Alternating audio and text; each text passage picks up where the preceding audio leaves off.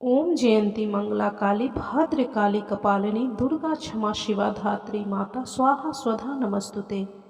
बंधुजनों, आज हम श्री दुर्गा सप्तशती के तीसरे अध्याय पाठ का श्रवण करेंगे। यदि आपने पहले और दूसरे अध्याय को नहीं सुना है तो उसे भी जरूर सुन लें। तो चलिए तीसरा अध्याय शुरू करते हैं। बोलिए जय माता दी, जय माता दी, जय माता दी। जगदम्बा के श्री अंगों की कांति उदय काल के सहस्त्रों सूर्यों के समान है। वे लाल रंग की रेशमी साड़ी पहने हुए हैं। उनके गले में मुंड माला शोभा पा रही है। दोनों अस्त्रों पर रक्त चंद्र का लेप लगा है।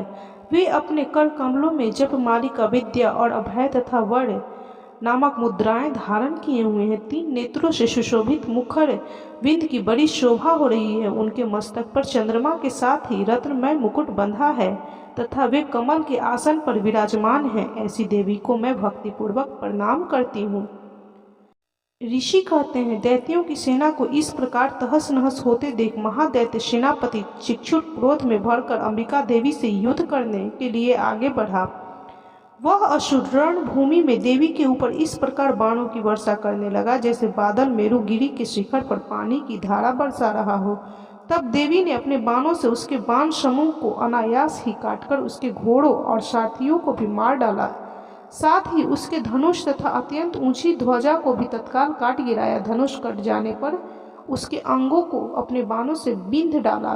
धनुष, रथ और घोड़े सारथियों के नष्ट हो जाने पर वह असुर ढाल और तलवार लेकर देवी की ओर दौड़ा। उसने तीखी धार वाली तलवार से सिंह के मस्तक पर चोट कर देवी की भी बाईं भुजा में बड़े वेग से प्रहार किया। राजन, देवी की बांह पर पहुंचते ही वह तलवार टूट गया। फिर तो क्रोध से लाल आंखें करके उस राक्षस ने शूल हाथ में लिया और उसे उस महादैत्य ने भगवती भद्रकाली के ऊपर चलाया। वह शूल आकाश से गिरते हुए सूर्यमंडल की भांति अपने तेज से प्रज्वलित हो उठा।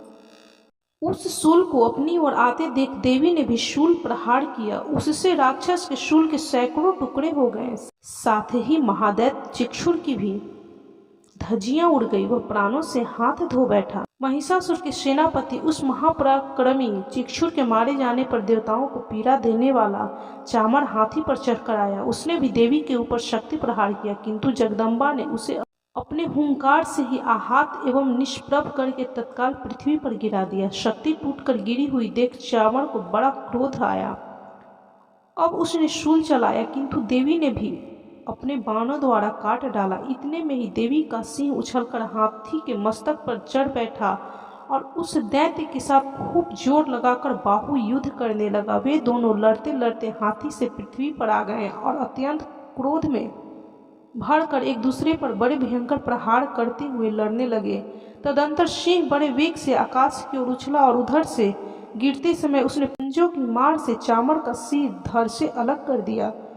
इसी प्रकार उदग्र भी शिला और वृक्ष आदि की मार खाकर रणभूमि में देवी के हाथों से मारा गया तथा कराल भी दांतों, मुक्कों और थप्पड़ों की चोट से धराशायी हो गया। क्रोध में भरी हुई देवी ने गदा की चोट से उद्धत का कचूमर निकाल दिया।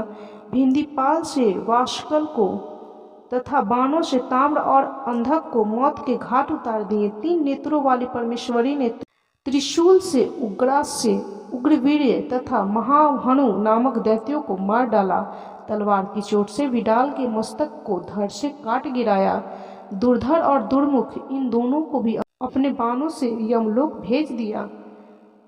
इस प्रकार अपनी सेना का संहार होता देख महिषासुर ने भैंस का रूप धारण करके देवी के गणों को त्रास देना आरंभ किया। किन्हीं को थुथुन से मारकर, किन्हीं के ऊपर खूंटों का प्रहार करके, किन्हीं के को पूंछ से चोट पहुंचाकर, कुछ को सींगों से विदीर्ण करके, कुछ गणों को वेग से, किन्हीं को सिंहनाद से, कुछ को चक्कर देकर और कितनों को निःश्वास वायु के झोंके से धराशायी कर दिया। इस प्रकार गणों की सेना को गिराकर वह असुर महादेवी के सिंह को मारने के लिए झपटा। इससे जगदम्बा को बड़ा क्रोध आया। उधर महापराक्रमी महिषासुर भी क्रोध में भरकर धरती को खुरों से खोदने लगा तथा अपने सींगों से ऊंचे ऊंचे पर्वतों को उठाकर फेंकने लगा और गरजने लगा। उसके वेग से चक्कर देने के कारण पृथ्वी क्षुब्ध होकर फटने लगी। उसकी पूंछ से टकराकर समुद्र सब ओर से धरती को डुबोने लगा। हिलते हुए सींगों के आघात से विदीर्ण होकर बादलों के टुकड़े टुकड़े हो गए। उसके श्वास की प्रचंड वायु के वेग से उड़े हुए सैकड़ों पर्वत आकाश से गिरने लगे। इस प्रकार क्रोध में भरे हुए उस महादैत्य को अपनी ओर आते देख चंडिका ने उसका वध करने के लिए महान क्रोध किया। उन्होंने पाश फेंक कर उस महान असुर को बांध लिया। उस महासंग्राम में बंध जाने उसने भैंस का रूप त्याग दिया और तत्काल सिंह के रूप में वह प्रकट हो गया। उस अवस्था में जगदम्बा ज्यों ही उसका मस्तक काटने के लिए उद्यत हुई, त्यों ही वह खड्गधारी पुरुष के रूप में दिखाई देने लगा। तब देवी ने तुरंत ही बाणों की वर्षा करके ढाल और तलवार के साथ उस पुरुष को भी बिंध डाला। इतने में ही वह महान गजराज के रूप में परिणत हो गया तथा अपनी सूंड से देवी के विशाल सिंह को खींचने और गरजने लगा। खींचते समय देवी ने तलवार से उसकी सूंड काट डाली। तब उस महादैत्य ने पुनः भैंसे का शरीर धारण कर लिया और पहले की ही भांति चराचर प्राणियों सहित तीनों लोकों को व्याकुल करने लगा। तब क्रोध में भरी हुई जगन्माता चंडिका बारंबार उत्तम मधु का पान करने और लाल आंखें करके हंसने लगी। उधर वह बल और पराक्रम के मद से उन्मत्त हुआ राक्षस गरजने लगा और अपनी सींगों से चंडी के ऊपर पर्वतों को फेंकने लगा। उस समय देवी अपने बाणों के समूह से उस फेंके हुए पर्वतों को चूर्ण करती हुई बोली। बोलते समय उनके मुख मधु के मद से लाल हो रहा था और वाणी लड़खड़ा रही थी। देवी ने कहा, ओ मूढ़, मैं जब तक मधु पीती हूँ तब तक तू क्षण भर के लिए खूब गर्ज ले।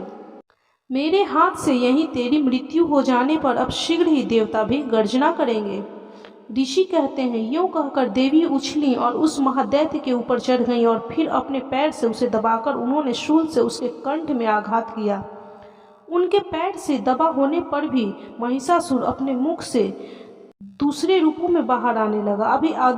अभी आधे शरीर से ही वह बाहर निकलने पाया था कि देवी ने अपने प्रभाव से उसे रोक दिया। आधा निकला होने पर भी वह महादैत्य देवी से युद्ध करने लगा। तब देवी ने बहुत बड़ी तलवार से उसका मस्तक काट गिराया।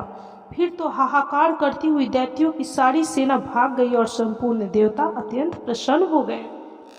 देवताओं ने दिव्य महर्षियों के साथ दुर्गा देवी का स्तवन किया। गंधर्व राज गाने लगे तथा अप्सराएं नृत्य करने लगी। इस प्रकार श्री मार्कंडेय पुराण में सावर्णिक मनवंतर की कथा के अंतर्गत देवी महात्म्य में महिषासुर वध नामक तीसरा अध्याय पूरा हुआ। तो बोलिए, ओम जयंती मंगला काली भद्रकाली कपालिनी दुर्गा क्षमा शिवा धात्री माता स्वाहा स्वधा नमस्ते। बंधुजनों, ये तीसरा अध्याय संपूर्ण हुआ। यदि आपने इससे पहले 2 अध्याय नहीं सुने हैं तो उन्हें भी जरूर सुन लें। और यदि आप माता रानी के भक्त हैं तो इस वीडियो को पूरा देखें और चैनल को सब्सक्राइब जरूर करें, क्योंकि इसके बाद अगला चतुर्थ अध्याय भी मैं अपलोड करूंगी, उसे भी आप जरूर सुनिएगा। तो बोलिए, जय माता दी, जय माता दी, जय माता दी।